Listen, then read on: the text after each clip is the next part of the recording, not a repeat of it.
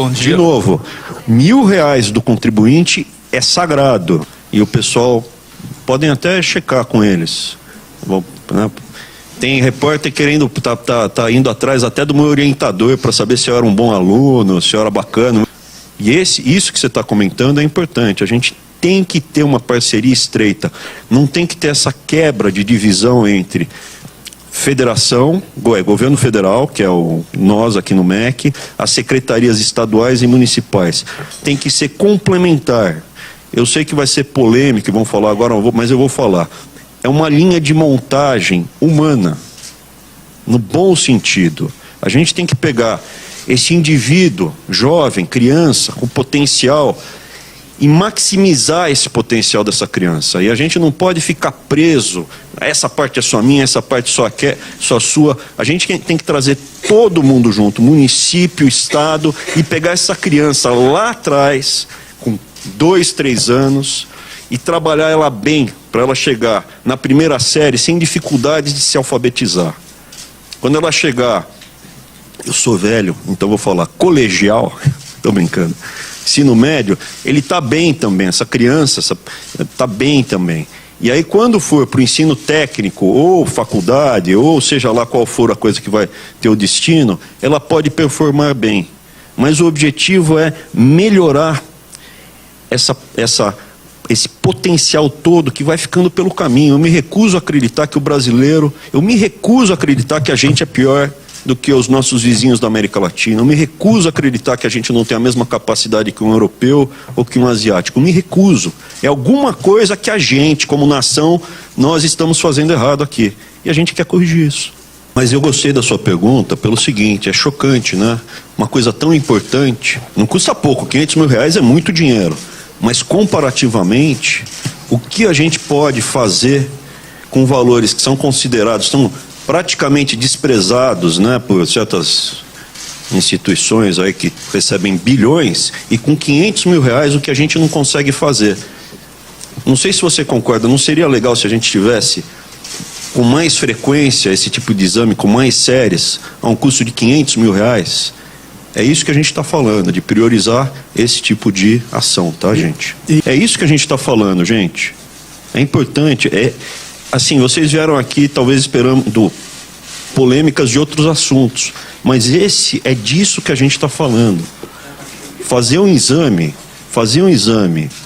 universal, todas as crianças, a gente saber como elas estão indo, cada uma delas, pormenorizada, como é que é o desempenho dos professores. Isso é fundamental. E o que choca? 7 milhões de crianças, 7 milhões de avaliações, R$ 500 mil. Tá bom? Bom dia. De novo, R$ 1.000 do contribuinte é sagrado. A gente veio aqui para anunciar o SAEB, que junto com o censo que a gente faz, formam o IDEB. Mas o que é tudo isso? Basicamente, a gente tem que avaliar como está o desempenho não só das crianças, mas como o sistema de ensino como um todo. Então, a gente vai fazer um exame para 7 milhões de crianças a um custo de R$ 500 mil. É importante falar. A postura nossa é sempre dizer para o pagador de imposto, para a sociedade, aonde está sendo alocado o imposto que está sendo recolhido deles. Então, uma avaliação que vai ser feita para 7 milhões de crianças. O custo total disso são R$ 500 mil. Para quê? Para a gente saber se as crianças estão aprendendo no ritmo que a gente precisa que elas aprendam. Esse ano vai ter algumas novidades. A gente vai ter alfabetização com mediador. O que é isso? Vai ter um ditado para as crianças. A segunda coisa, também é muito importante, pela primeira vez a gente vai fazer avaliação para todas as crianças do 2º ano. Isso está baseado no BNCC. É importante no 2º ano, por quê? Porque o ideal seria que a gente fizesse com uma periodicidade maior. Mas no 2º ano a gente tem que pegar essa criança que está ficando para trás, rapidamente evitar que ela saia da escola, comece um ciclo de reprovação. Por isso da importância de fazer esse exame, né, o SAEB. Pegar todas as crianças ter uma sensibilidade e poder medir o que está acontecendo de errado e o que está acontecendo de certo. A outra novidade é que, pela primeira vez, a gente vai fazer uma avaliação também para o conhecimento de ciências para as crianças que estão no 9º ano. Está mantida a avaliação para todos, né? Mantido para todos, para manter a série histórica do 5º ano, do 9º ano e do 3º ano do ensino médio, de português e de matemática, para a gente continuar fazendo a série histórica e não quebrar nossa capacidade de análise do que está sendo feito. Então, de novo, para a rede pública vai ser universal, para a rede privada é por amostragem. E pela primeira vez também a gente vai fazer uma avaliação dos professores, tanto da pré-escola como das creches, que a gente tem insistido na importância. Está aqui o secretário responsável pelo assunto, que é o Elmer, e ele pode dar mais detalhes para vocês. Por favor, Elmer. É um prazer estar aqui com vocês nessa manhã para a gente poder falar um pouco do SAEB, que é o principal instrumento de avaliação da educação básica e que, como o próprio ministro pontuou, sem poder medir, sem poder avaliar, a gente não consegue monitorar se as políticas estão sendo eficientes e a gente não consegue corrigir rumos. Então, o SAEB ele é fundamental na política de educação nacional. A gente tem uma pequena apresentação para a gente passar em alguns pontos que eu gostaria de compartilhar com vocês. Tá aqui, tem telões na direita e na esquerda.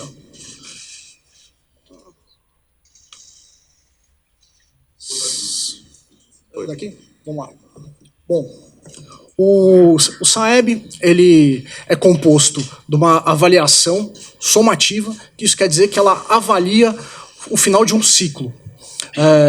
Depois a gente vai elencar qual que é o público-alvo, e ela serve para a gente elaborar as políticas públicas, para a gente monitorar e para a gente aprimorar. E alguns estudiosos eles têm balizado que a educação básica é tão fundamental, que até foi incluído no nosso programa de governo, sim, que a melhoria na educação básica ela provoca uma melhoria imediata na saúde e na economia de um país. Alexandre. Bom, o SAEB, além das avaliações de português, matemática e como retornando aí como grande novidade, ciências, que também é fundamental para o desenvolvimento da educação básica de um país. Questionários, que esses questionários vão ser aplicados de forma eletrônica, também uma novidade. Os questionários vão ser aplicados para os professores, para os secretários estaduais e para os secretários municipais.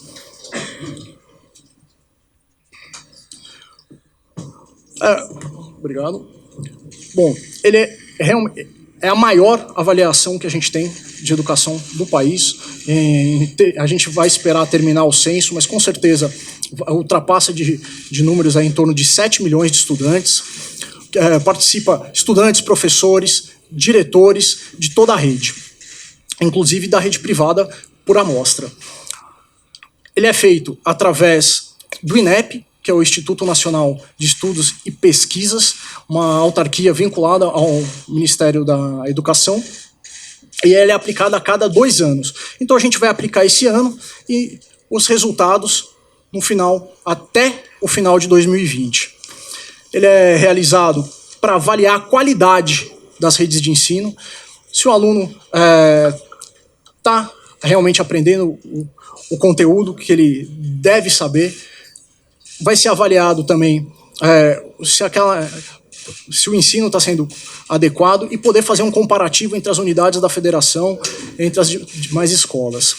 Ele é avaliado, como a gente falou, dando muita ênfase em português, matemática e trazendo as ciências também para esse SAEB desse ano. E qual que é essa importância da avaliação externa, como o ministro bem pontuou? A partir do ciclo de alfabetização, que começa já de acordo com a nova base do 2º ano, começa-se o índice de insucesso escolar.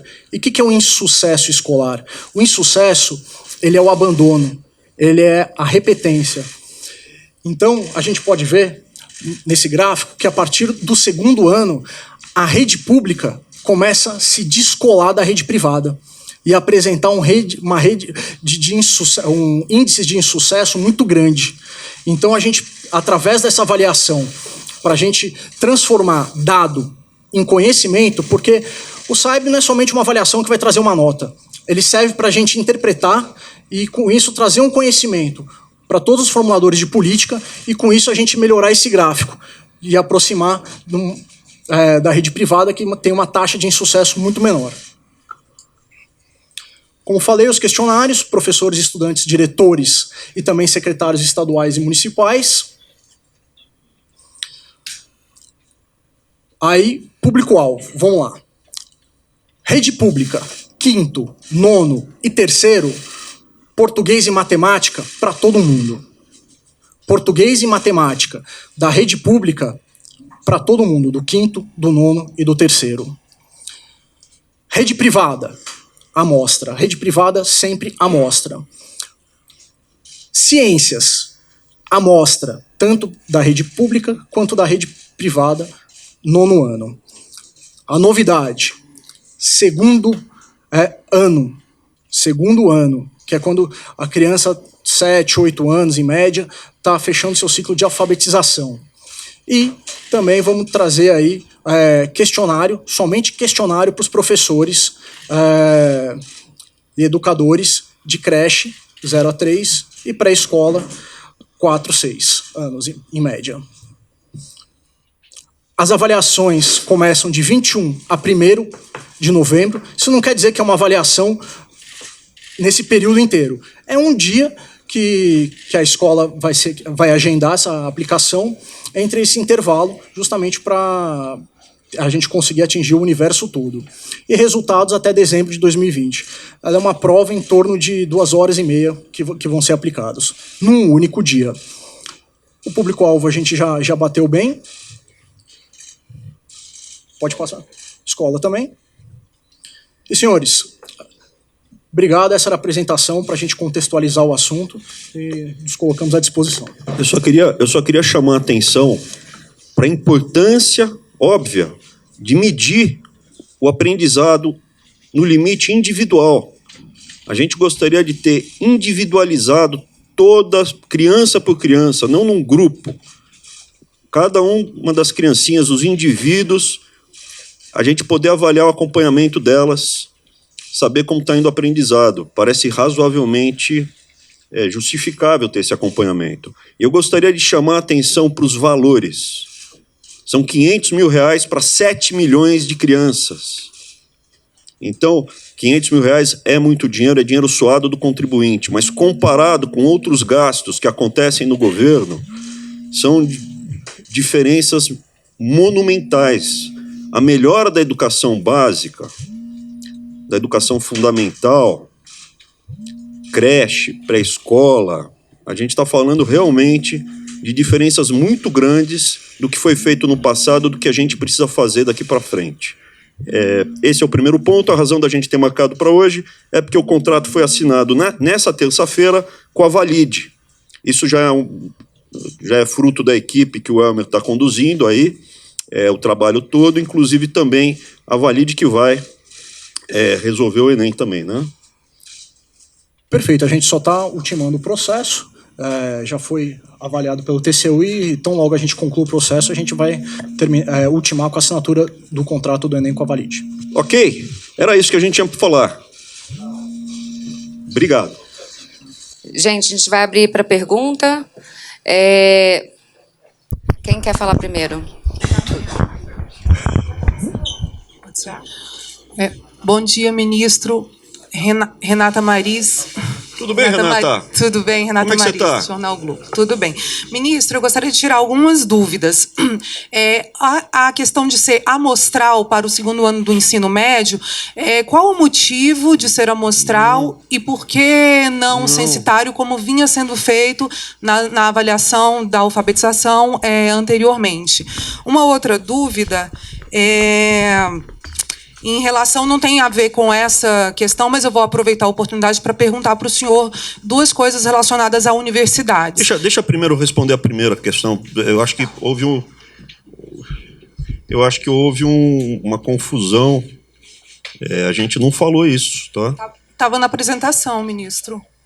Vamos lá. E na portaria hoje no Diário Oficial também. É o primeiro ano é a primeira vez com o segundo ano. Mas antes a avaliação nacional de alfabetização, que era aplicada ao terceiro ano, ela era censitária. Eu gostaria só de saber por que mudar, por que agora a amostral e se isso não prejudica a série histórica e o motivo. Perfeito. Não vai prejudicar a série histórica porque ela já é feita com a nova Base Nacional Curricular, com a BNCC. Então haveria uma quebra da série de qualquer jeito. Então, não vai haver uma quebra porque está se iniciando uma nova série histórica, de acordo com a nova base. E se a senhora me permitir, você sempre tem a série histórica, você sempre tem como tratar.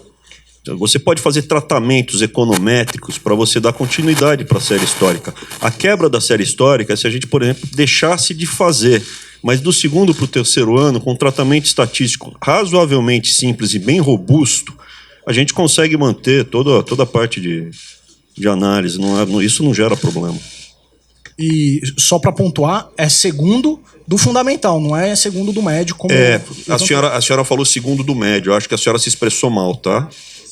A senhora se confundiu. Eu estava falando segundo do fundamental. A senhora se confundiu. É o segundo do fundamental, a senhora falou segundo do médio, mas acontece. Eu também cometo esses errinhos, tá?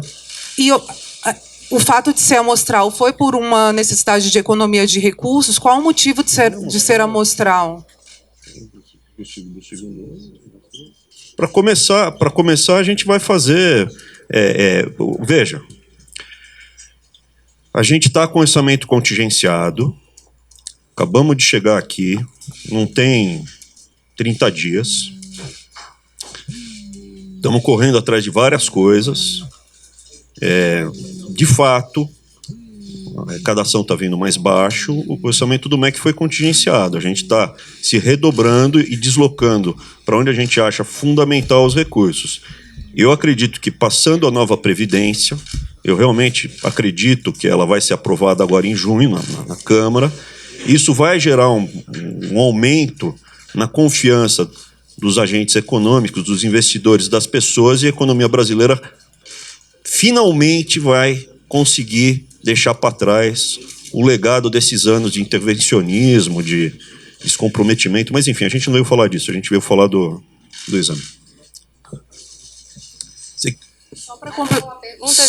Só para complementar, então, ministro, as outras duas perguntas que o senhor pediu que eu fizesse depois, sobre universidades. Eu gostaria de saber se o bloqueio nas contas de todas as universidades ele já está efetivado nas contas, e gostaria de saber do senhor sobre o senhor falou ao jornal Estado de São Paulo que cortaria verbas de universidades que cometessem balbúrdia. Eu queria que o senhor explicasse melhor esse critério. Eu vou ter um grande prazer de conversar sobre esses assuntos, mas hoje, até a questão aqui dos secretários, é para falar de SAEB. Eu peço só para marcar aqui com a Priscila, que é assessora de imprensa do MEC, e a gente pode conversar mais detalhadamente, porque senão a conversa desfoca demais, tá bom? E também não precisa ficar muito preocupado, que eu acho que eu vou ter bastante assunto para vocês ao longo dos próximos anos. Não se preocupem, tá? Não vai faltar assunto.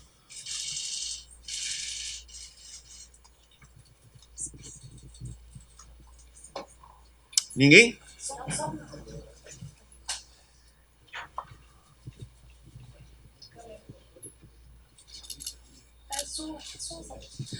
Olá, ministro. Eu sou Paulo Saldanha, da Folha de São Paulo. Tudo bem, Paulo? Como é que você está? Tudo jóia, tudo bem. Eu queria saber, em relação à prova do 9º ano de ciências, também havia o plano do ano passado de ela ser censitária. Eu queria saber por que ela também vai ser apenas amostral, qual que é a decisão. E eu queria que você explicasse um pouco melhor como que vai ser possível avaliar 7 milhões de crianças com 500 mil reais. É bastante novidade esse valor. Se vocês pudessem detalhar um pouco melhor como que chegou a esse número, se esse número envolve a gráfica, quanto que é o contrato dessa gráfica? É menos que isso? 500 mil reais. Já não é novidade porque está previsto na LOA. E a outra questão é que o contrato da gráfica ela envolve outros exames. E em relação ao valor só da parte de gráfica, vai ser aferido depois do número de inscrições. Mas eu gostei da sua pergunta pelo seguinte, é chocante, né? Uma coisa tão importante, não custa pouco, 500 mil reais é muito dinheiro, mas comparativamente, o que a gente pode fazer com valores que são considerados, estão praticamente desprezados, né, por certas instituições aí que recebem bilhões, e com 500 mil reais o que a gente não consegue fazer. Não sei se você concorda, não seria legal se a gente tivesse com mais frequência esse tipo de exame, com mais séries, a um custo de 500 mil reais? É isso que a gente está falando, de priorizar esse tipo de ação, tá, gente? E o valor também é bom pontuar, porque ele é em cooperação com as redes. Cooperação com o Estado, com o município, que a gente utiliza a infraestrutura deles, e sem contar que não tem toda a logística, que é uma envergadura custosa como o Enem. E do Enem a gente também espera ter novidades. Por enquanto, para os estudantes, tudo segue como dantes. Tá? Estudem, preparem-se, não pode chegar atrasado no dia, mas a gente está pensando em apresentar soluções mais modernas do que a gente faz hoje. Hoje é sobre o SAEB. Ministro, Pois Renato Onofre, do Estadão, tudo bem? Tudo jóia, Renato? Eu queria que explicasse como que vão ser os critérios dessa amostragem, vai ser com base no censo, como que vai ser feita essa seleção, e se esse critério da amostragem pode prejudicar, por exemplo, a comparação dos dados brasileiros com os rankings internacionais de educação. Não, a questão do ranking internacional do PISA, ele vai, por exemplo, ele é feito depois de uma avaliação só com o PISA. E em termos de critério, os critérios são feitos com base em conjunto com o INEP. Então a gente prefere não elencar quais são os critérios, justamente para não haver uma maior discussão, nem uma celeuma, mas não há nenhum prejuízo às comparações. Primeiro porque o IDEB ele vai compor o IDEB, que é nacional, em relação ao internacional, que é, por exemplo, um dos mais importantes, que é o PISA, é feita uma avaliação específica para ele. Também é amostral.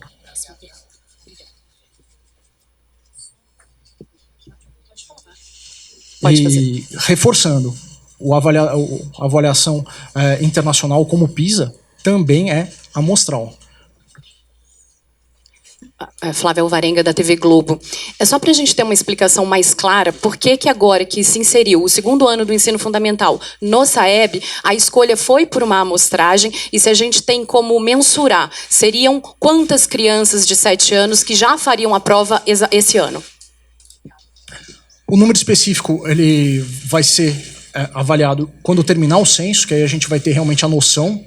Hoje a gente tem uma previsão global e, como o ministro já pontuou, a questão de ser por amostra. Chegamos agora e... Mas o objetivo é fazer universal, tá? O objetivo é fazer universal e fazer uma vez por ano. É isso que a gente está falando, gente. É importante. Assim, vocês vieram aqui talvez esperando polêmicas de outros assuntos, mas é disso que a gente está falando. Fazer um exame universal, todas as crianças, a gente saber como elas estão indo, cada uma delas, pormenorizada, como é que é o desempenho dos professores. Isso é fundamental. E o que choca? 7 milhões de crianças, 7 milhões de avaliações, 500 mil reais. Tá bom?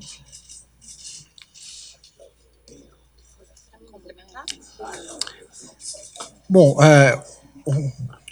ele é feito a cada 2 anos, ano que vem a gente divulga o resultado. Mas como o ministro falou, o ideal é a gente fazer anual, para justamente a gente ter uma mensuração mais próxima e ter um monitoramento muito mais eficiente. Então a gente vai lutar para esse cenário. Olha, o Elmer veio para cá para fazer mágica, não foi, Elmer?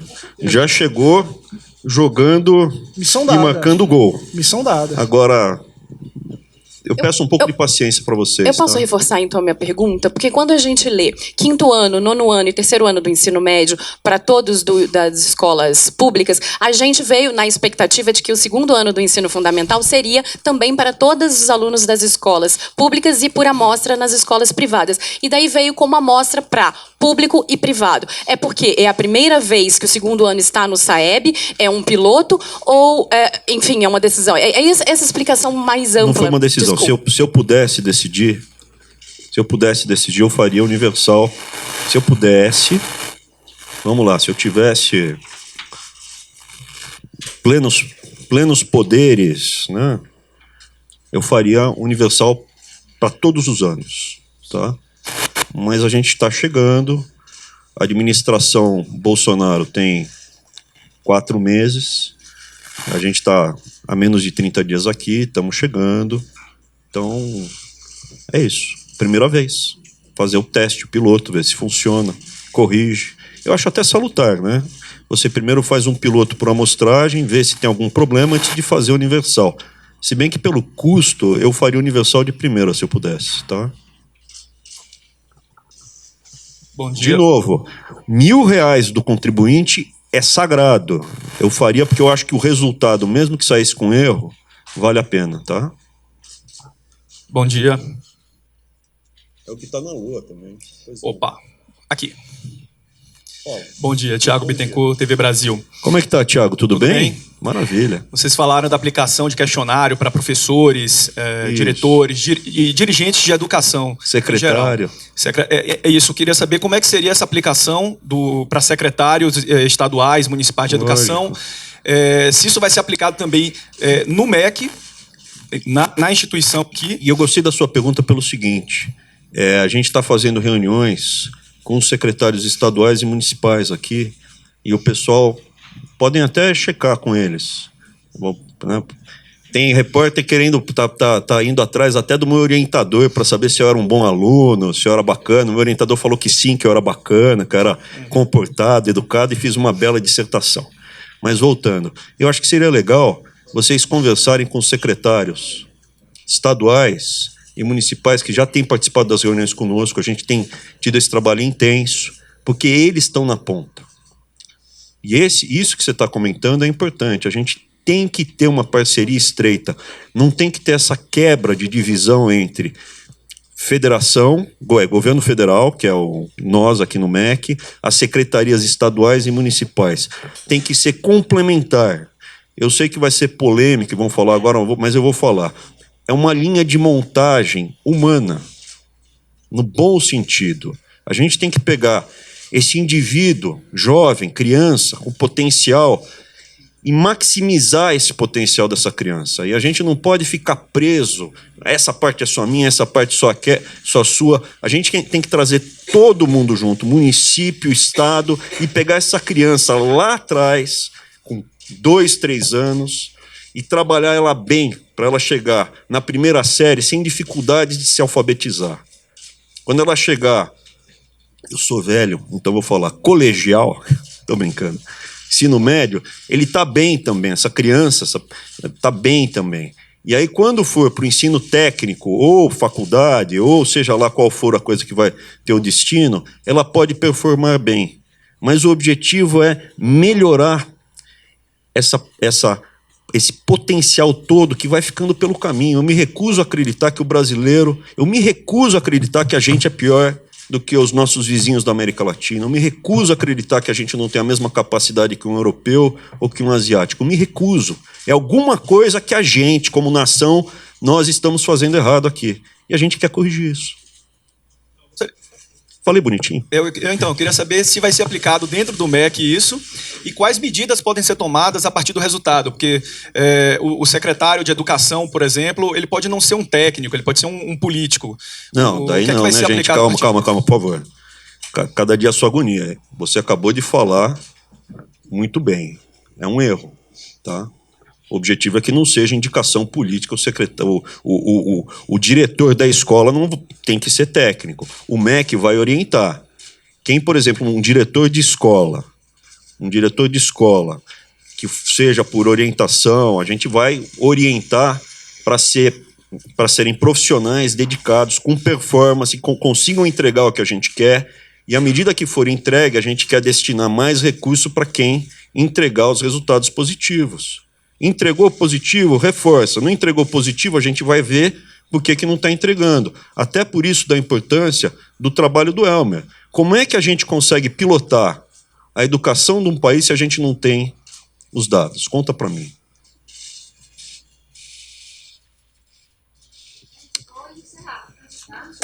Gente, ó, eu prometo que vocês vão ter bastante trabalho aqui no MEC, tá bom? Obrigado.